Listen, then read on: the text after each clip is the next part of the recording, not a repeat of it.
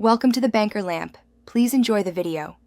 You start by opening the place where text lives, the theme editor, customizer, or block editor. Click Appearance Editor or edit the specific page and select the text block. Once selected, inspect the sidebar to find typography or font size controls. Make a note of the current PX or M value. If you prefer CSS, open additional CSS and copy existing rules.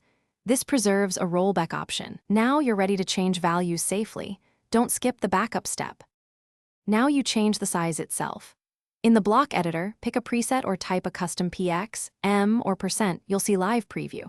When using the customizer, adjust body and heading sizes and switch between desktop, tablet, and mobile preview to check responsiveness.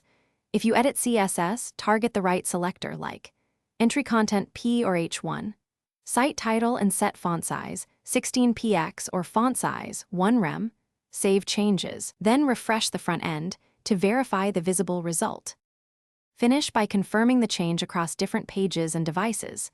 Clear both your site cache and browser cache, then reload several pages.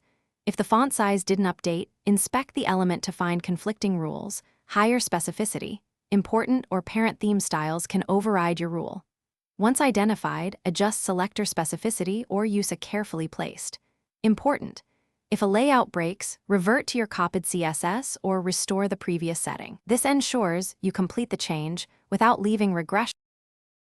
Thanks for watching. If this was helpful, leave a like and consider subscribing. See you next time.